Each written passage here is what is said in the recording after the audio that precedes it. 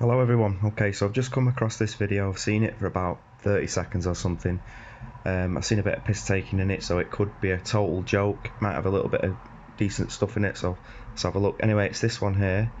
What happens when you become a flat earther? With a lady lying in her bed there, so let's get into it.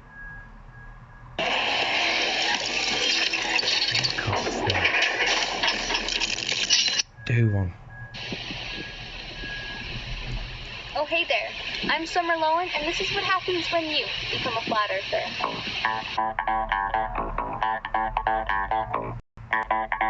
Well, first off, there's going to be that person that gives you the nudge. Hey there. Did you know that the Earth is actually flat? You're crazy.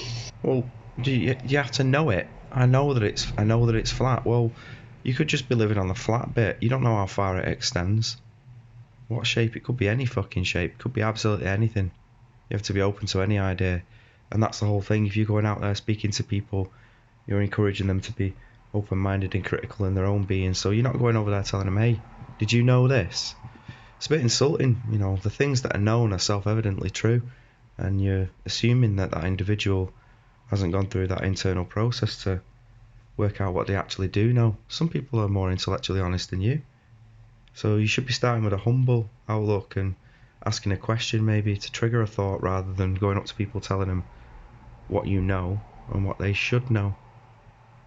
I know what's motivating that, but at the same time it's got to be done in the most compassionate, artful way possible for that individual to start to empower themselves and stand on what they already know. Yeah, it might not work on the first attempt. You may have to try a few different tactics. First attempt at what? At convincing them. It's not your job to go around convincing anybody. And if you're setting out there with that intention, you've got the wrong outlook. You're going out there to affirm yourself. It's a more self-service, that you're trying to achieve your goal of convincing that individual. It's not at all. Your goal really is to trigger thought, to initiate discussion, to demonstrate to others that these are questions that are being asked by those who are displaying intellectual honesty and standing on the objective facts. The Earth is flat. There's obviously a piss take in it. And eventually, you'll have to give in. Hey, I was watching that. Quite symbolic, yeah, because your information sources change. Obviously, you look at the TV now, maybe in a much more different light. It's a propaganda tool. It has been your entire life. It's a military tool. Keeps people in a state of almost hypnosis and where they're suggestible to certain information, and that's quite often a corruptible process that information takes to make its way to you. So there's clearly a Mickey take. Obviously, look at the faces. It's it's flat. Try this instead. Fine. Next, you're going to want to tell all of your friends and family, but sometimes it ends up like this. Well, that's true. You do feel compelled to go and share what you feel as though you've discovered.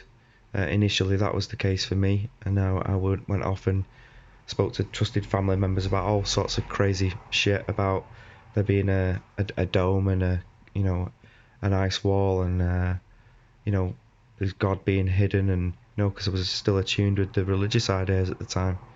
So it's a dangerous place to be in, because you are quite vulnerable when you do approach. Quite often in the early days you will be susceptible to making severe errors that can be exposed, and it can be quite a thoroughly psychologically disturbing occasion, and it may put people off going out and continuing to speak about it. It may also drive some seriously crazy cult behaviour from people who are insistent that they're right, and that they will go to any ends, almost to the point of violence, to ensure other people are conforming to it. So it's, it can drive all sorts of crazy behaviours. You've got to look after yourself ultimately. So this is a depiction of an encounter between a family member who has come to this realisation, or say remembrance almost, of something that you should already know, that's already been known.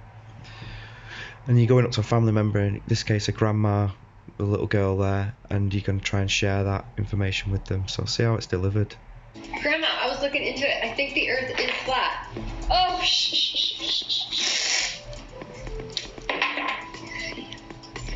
That's true, but look at the little girl's smiling face when she's putting on. I know she's having a joke and she's putting on tape because she's acting and stuff. But really, when you are with your family members, they might do that. They might suggest to you, oh, come on, turn it in now. That's enough. I don't want to hear any more about that. And when that happens, you have to apply what you've already known in your relationship between the two of you. Do you accord the same respect to one another, and do you cease talking about it in that moment and change the subject and distract and maybe introduce some humour? Because you're loved, you're still loved. Look at this little girl, she's smiling at the lady here because she loves her. She's telling her to be quiet symbolically and putting tape over her mouth. And that might be the same case, in your family relationships. People tell you, oh, come on, be quiet. That just means find another method. It's an invitation to you to explore a new avenue that you can approach the subject, with various people. The idea is already there with them, and it's up to them to think about it. Employ that attitude of, I don't need to impose onto you something that I know. I'm quite comfortable with it. I've shared some of it with you, and I'm here and I'm approachable if you have any questions. But ultimately, you're explaining to them that it's your responsibility, to look for yourself, to commit to what you know about the substances in reality. So, can you go and get me a drink and use this bowl to put it around? Or I don't want my soup in a bowl, please. Can I have it splodged around this bowl so I can lick it off? It's just fucking bizarre, and it's a blatant denial of your common sense reality. So, anyway. Or it can also turn out like this. Here in Genesis, it talks about the firmament, which is sort of related to flat earth. Wait, where did you go? So that's it. Then you use it to confirm a bias that you've got in a Bible, that's a tool that puts a lot of people off as well, because it's seen as an imposing tool that's used certainly for children who are exposed to these belief systems at such an early age. Trying to make sense out of that is a nightmare. It's so difficult, and the child is left independently with their own thoughts as they watch their peers continue to engage in the class subject aspects. Nobody continues to ask the questions, and it puts you off asking further. So yeah, I mean, it's got nothing to do with the shape of the earth really. People can have their beliefs, and that you can have debates about that, and you can solve problems amongst yourselves, but you can also create a lot as well. But ultimately that is irrelevant to the discussion about the objective reality, which is, we're talking about the physical world, the natural observations and experimentations with the substances in the practical sense, and how we can apply, that knowledge. So, yeah, depicting a little boy running away here from the Bible talk, which is about right. People will run away. But sometimes there's that one person that takes the red pill. Doesn't that make sense? That does make sense. I'm gonna look into it. That's it. Look into it. So okay, that's positive that people will say, yeah, I'll look into it. But what are they actually saying they're going to look into? Because there's a lot of misinformation out there. There's a lot of red herrings and distractions and things that are designed to waste your time. A lot of people in cliquey groups that want you to kind of involve yourself with them, and spout their kind of mantras on things, when really it's about you, an individual, going on a journey for yourself, going back to what you know, remembering what you already know, and committing to that, and being able to discern what's coming at you that's contrary to that, and you can filter that nonsense out of the picture. So it's not about going out and finding something external. I'm going to research it, so you're researching again, and then you come to the realisation there's no proof, measurable proof for any of the fucking globe cult nonsense. There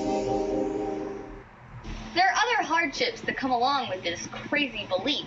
Like, nicely but not so nicely. Belief, belief. Again, it's got to be a belief with them, because they need to keep you in that subservient mindset, where subconsciously you can't trust your reality, and you've had beliefs since you were a child in all sorts of crazy shit that never made any sense. Father Christmas, for example, that was a deliberate ploy to model your mind as a child, to make it susceptible to lies and deceit and fantastical stories of things that you'll never understand or be able to verify, and it keeps you in that disempowered mindset of passivity. You don't feel as though you can make a change about it, and you may then feel very needy upon other people if you come to this realization and you're dependent on them. And that's totally the wrong message, because it's that individual process of empowerment that's the key to cutting through this nonsense. So discerning things like knowledge and belief are absolutely key, because if you're discussing something that's a belief, you end up trying to impose it on another and suggest that it's somehow objectively true, when in fact it's just an idea that's for a debate, and a debate has opposing sides and bounce ideas back and forth.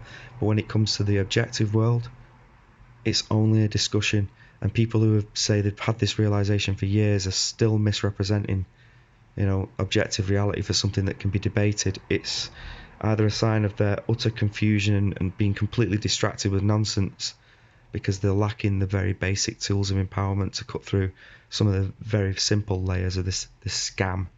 Being outed from the church. Thank you for being so open-minded, Pastor. You're welcome.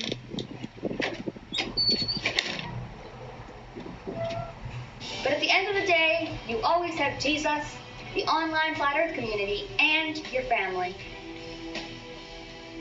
Unless your family has disowned you, then you just have Jesus and the online Flat Earth community.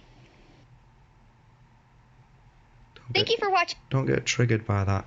Well, people are having all sorts of emotional turmoil. They don't know where they are. They've not got the foundation. They don't really know what a relationship is and how to hold one together. There's people failing on multiple levels. Excuse me. So, these things are a natural part of life. It's not down to the fact that you came across a realization that you'd been lied to your whole life and your world isn't what you thought it was. It's not that that's maybe damaged your relationship. It's the other aspects, the very individual nuances, and each individual case is to be looked at on its own merits. So anyway, guys, thanks for listening, and it's just a few of my thoughts on this video I came across, so take it easy.